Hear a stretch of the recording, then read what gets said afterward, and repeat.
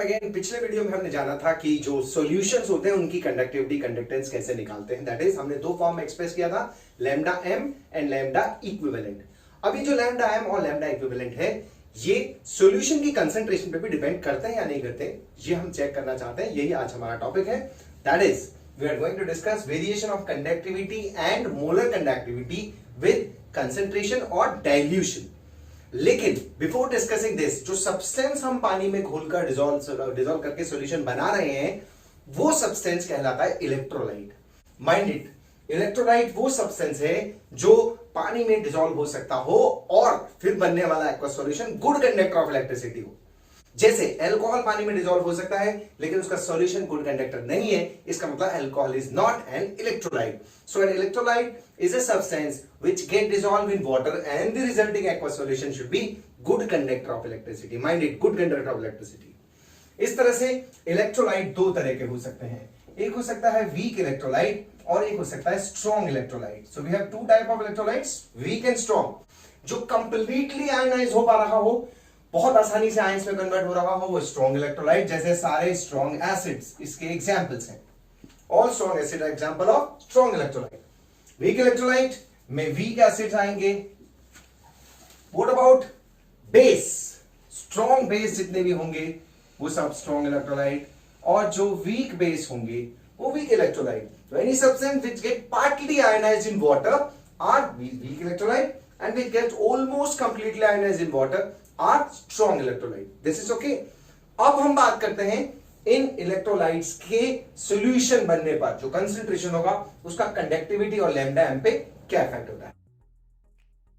So now let us discuss to the point कि जो conductivity होती है और जो मोलर कंडक्टिविटी होती है ये कंसंट्रेशन पे कैसे डिपेंड करते हैं। तो स्ट्रेट अवे पहले इस क्वेश्चन को सॉल्व कर लेते हैं, बता लेते हैं। कंडक्टिविटी जो भी हम बात कर रहे हैं वो इंक्रीज होगी अगर हम कंसंट्रेशन बढ़ा रहे हैं, क्योंकि number of ions per unit volume बढ़ जाएंगे तो कंडक्टिविटी बेटर हो जाएगी। लेकिन मोलर कंडक्टिविटी का केस थोड़ा सा डिफरेंट है। अगर लैम्डा एम को की डिपेंडेंसी की बात करें तो कंसंट्रेशन बढ़ने पर लैम्डा एम की वैल्यू कम हो जाती है। क्यों कम हो जाती है? तो कॉमन सेंस से हमने लैम्डा एम की डेफिनेशन पढ़ी हुई है, अगर आपको याद आ रहा हो। दैट इज हमने क्या पढ़ा था? It is equal to kappa into 1000 upon concentration in molarity. So this is very clear from the expression कि lambda m concentration के inverse proportionality show करना चाहिए। On the other hand जो conductivity है वो concentration के directly proportionality show करती है। तो conductivity बढ़ेगी अगर concentration बढ़ रही है तो, and अगर concentration बढ़ रही है तो molar conductivity decrease होगी। लेकिन ये दोनों केसेस को भी हम एक बार वीक इलेक्ट्रोलाइट और स्ट्रॉन्ग इलेक्ट्रोलाइट के लिए अलग अलग डिस्कस करते हैं। तो सबसे पहले अपन बात कर रहे हैं for strong electrolyte. Now question is कि स्ट्रॉन्ग इलेक्ट्रोलाइट के लिए क्यों डिफरेंट है और वीक के लिए क्यों डिफरेंट है। क्योंकि स्ट्रॉन्ग इलेक्ट्रोलाइट जैसे भी अपन डिस्कस कर रहे थे वो इलेक्ट्रोलाइट है जो पानी में 100% आयनाइज हो जाते हैं, यानी कि वो पूरी तरह से आयंस देने के लिए तैयार है। स्ट्रॉन्ग इलेक्ट्रोलाइट उन ज्यादा मार्क्स लाने वाले बच्चों की तरह जो 100% एफिशिएंसी के साथ पढ़ रहे हैं। जो बच्चा 100% एफिशिएंसी के साथ पढ़ रहा है, एफर्ट्स कर रहा है, तो वो चाहे तो आईआईटी, चाहे तो नीट, चाहे तो सीए, चाहे तो आईएएस, व्हाटएवर एग्जाम जो वो विश कर रहा है वो क्लियर कर सकता है, क्योंकि वो 100% पढ़ाई के माहौल में क्या हो रहा है? आयोनाइज हो रहा है, ढल रहा है। वीक इलेक्ट्रोलाइट हम उसको बोल रहे हैं जो बच्चा साइंस तो ले ली है लेकिन पढ़ने की इच्छा नहीं है, वो वीक इलेक्ट्रोलाइट है। दोनों में क्या डिफरेंस है? एक किसी भी सिचुएशन में पढ़ने को तैयार है, एक किसी भी सिचुएशन में पढ़ने को तैयार नहीं है। एक बच्चा क्लास में भी नहीं पढ़ रहा है, ऑनलाइन भी नहीं पढ़ने को तैयार, यूट्यूब भी देखने को तैयार नहीं, वो वीक इलेक्ट्रोलाइट है। पहले मैं स्ट्रॉन्ग इलेक्ट्रोलाइट की बात करता हूं, क्या फर्क पड़ने वाला है सिचुएशंस का, कंसंट्रेशन का। मान लीजिए एक क्लासरूम में 20 बच्चे बैठे हुए हैं, एक क्लासरूम में 100 बच्चे बैठे हुए हैं, किस में ज्यादा अच्छे से समझ में आएगा? तो आंसर डिपेंड अपॉन समझने वाले और समझाने वाले पे डिपेंड करने वाला है। तो स्ट्रॉन्ग इलेक्ट्रोलाइट के लिए बहुत ज्यादा फर्क नहीं पड़ेगा। मान लीजिए 20 होशियार बच्चे बैठे हुए, 20 पढ़ने वाले बच्चे बैठे हुए जो सीखना चाह रहे हैं वो बैठे हुए हैं, और 100 पढ़ने वाले बच्चे बैठे हुए, उनमें हार्डली मैटर्स अगर टीचर एक ही पढ़ा रहा है तो। दैट इज स्ट्रॉन्ग इलेक्ट्रोलाइट के केस में वेरिएशन बहुत ज्यादा नहीं होगा कंसंट्रेशन का, because they are almost completely ionised. इसी को फैक्टर को अच्छे से समझाने के लिए ये एक कंसेप्ट दिया गया था जिसको हम बोलते हैं Debye-Huckel-on-Sager equation. It is proposed for strong electrolyte. According to this concept, lambda m is equals to lambda m infinity minus a root c. यह एक नई टर्म और सीख रहे हैं, लैम्डा नॉट या लैम्डा इंफिनिटी m. ये तो वही है मोलर कंडक्टिविटी, ये मैक्सिमम कंडक्टिविटी है या लिमिटिंग कंडक्टिविटी है जो किसी सब्सटेंस से मैक्सिमम कंडक्टेंस शो करेगा जब वो 100% आयनाइज होगा. So lambda m is equals to lambda m not या इंफिनिटी, जिसे हम क्या बोल रहे हैं, लिमिटिंग मोलर कंडक्टिविटी. ये वो वैल्यू है जो मैक्सिमम वैल्यू है, ऐसा मान लीजिए, जो मैक्सिमम, जो जितनी से ज्यादा कंडक्टिविटी शो कर पाएगा. तो lambda m is equals to lambda not m, जहां c क्या है, this is concentration of solution electrolyte जो हमने पानी में डिसॉल्व किया हुआ है, एंड a इज यहां पर कांस्टेंट है. Debye-Huckel-on-Sager इक्वेशन कांस्टेंट है. अगर इसको हम ग्राफिकल नोटेशन देखते हैं तो it's come out to be like this. यहां पे हमने लिया हुआ है रूट सी, ये दिख रहा है, यहां लिया हुआ है लैम्डा m, और जो स्ट्रॉन्ग इलेक्ट्रोलाइट्स होते हैं जैसे KCl की हम बात कर रहे हैं तो उसके लिए ऑलमोस्ट स्ट्रेट लाइन होती है, थोड़ा सा नीचे की तरफ आती हुई. ये स्ट्रॉन्ग इलेक्ट्रोलाइट के लिए बात कर रहे हैं, KCl जैसे सब्सटेंस के लिए.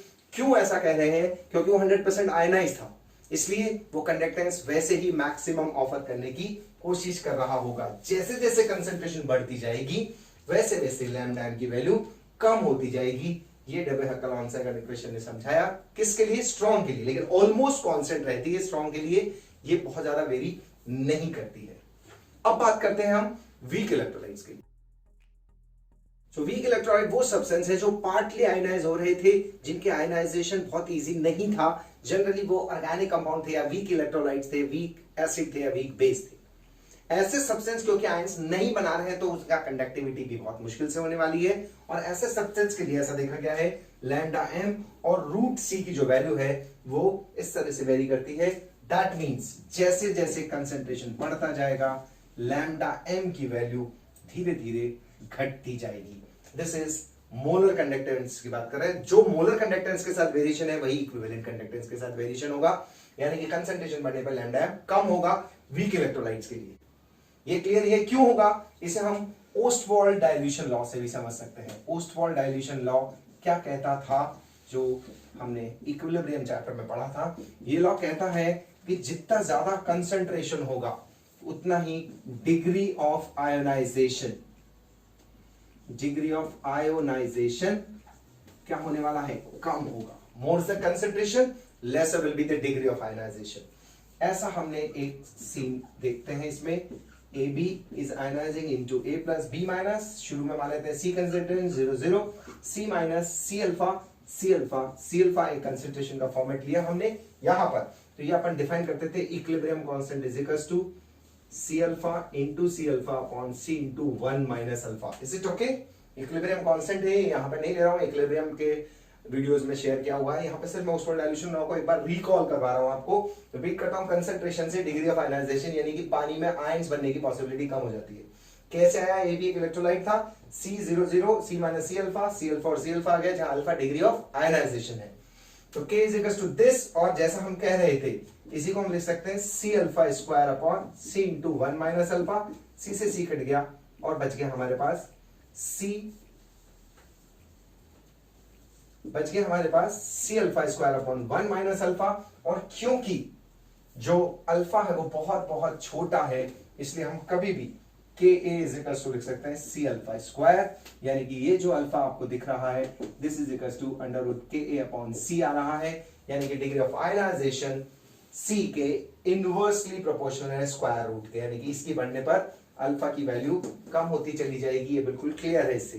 तो वीक इलेक्ट्रोलाइट्स के केस में आयनाइजेशन कम होने के कारण जो आयंस कम अवेलेबल होंगे तो कंडक्टिविटी भी डेफिनेटली कम होगी. This is how this graphical notation and Ostwald dilution law says. Ostwald क्या होता है, दोबारा से सुन लेते हैं एक लाइन में. Degree of ionization for weak electrolyte decreases with increase in concentration. और कंसंट्रेशन का उल्टा होता है वॉल्यूम या डाइल्यूशन. तो जितना ज्यादा डाइल्यूट करते जाएंगे उतनी ज्यादा डिग्री ऑफ आयनाइजेशन बढ़ जाएगी और मोलर कंडक्टिविटी की वैल्यू भी बढ़ जाएगी. तो वी कैन से C बढ़ रहा है, लैम्डा m हो रहा है, यानी कि वॉल्यूम क्या कर रहे हैं इस स्थिति में हम कम, और अगर वॉल्यूम बढ़ा दिया तो लैम्डा m भी बढ़ जाएगा।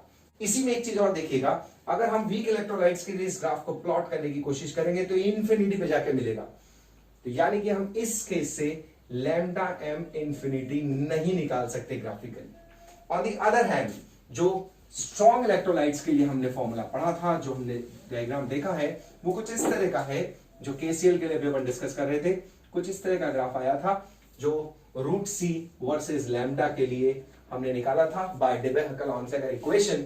अगर आप चाहें तो इसी को एक्स्ट्रा प्लॉट करके आगे लैम्डा नॉट m या लैम्डा नॉट इंफिनिटी की वैल्यू डिटरमाइन कर सकते हैं।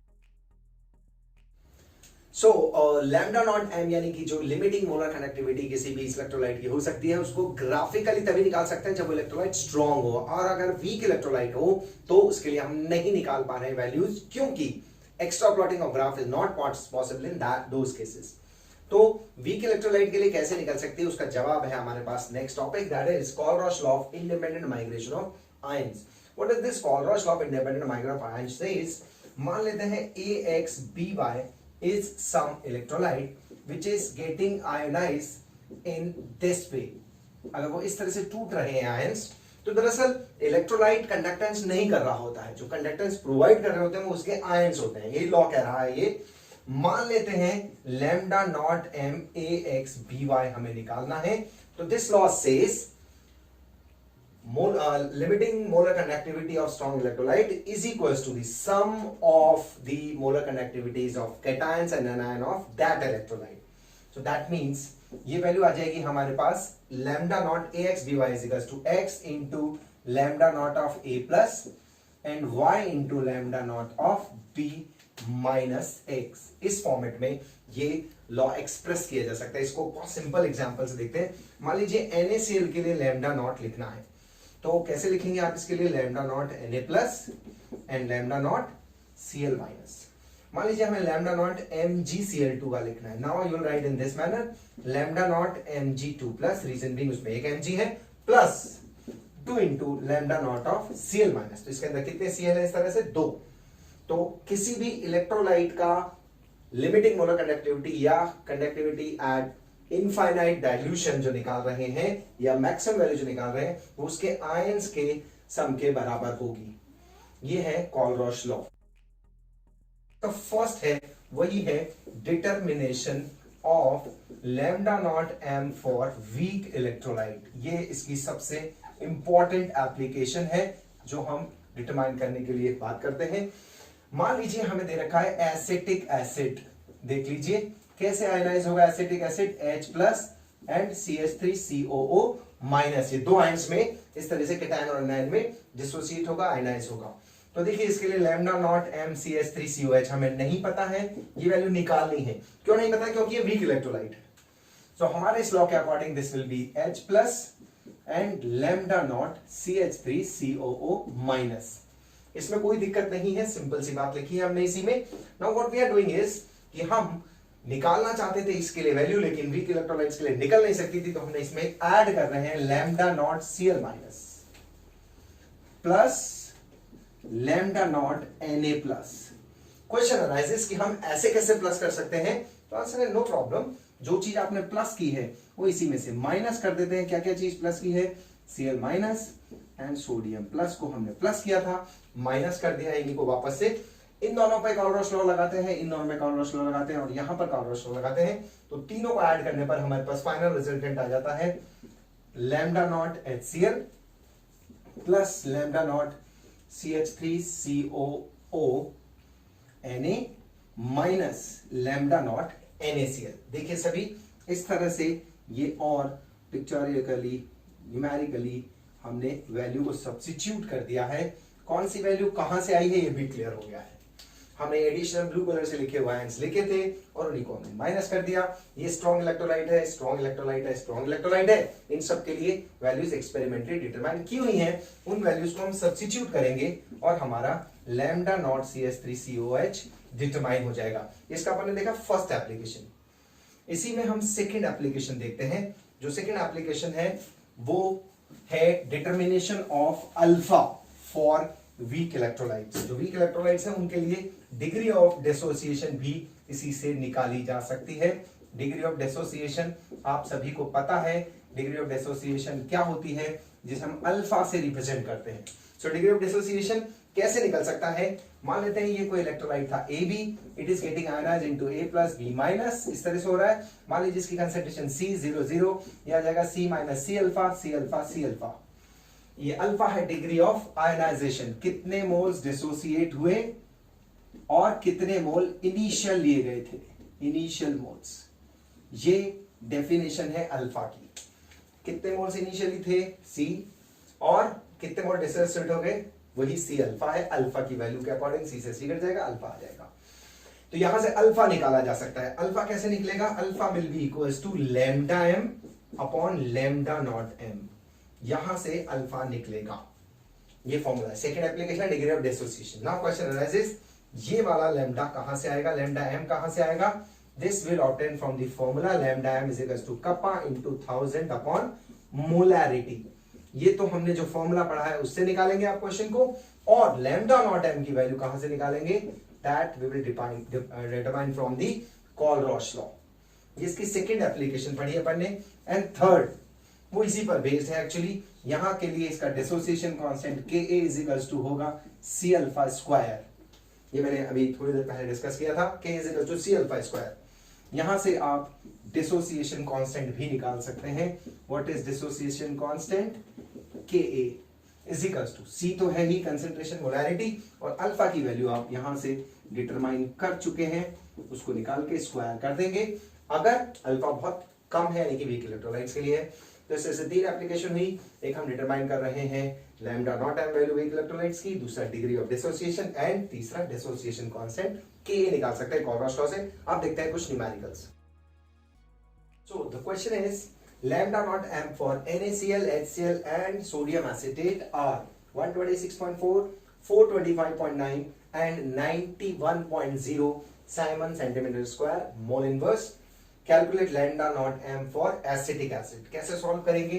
हम अभी डिस्कस कर चुके हैं। एसिटिक एसिड ऐसे आयनाइज होगा CH3CO माइनस, H प्लस में आयनाइज होगा, और इसको हमने चेंज कर दिया था, इसमें साथ में ऐड कर दिया था Na प्लस, इसमें ऐड कर दिया Cl माइनस, और फिर उन दोनों को हमने माइनस भी कर दिया था।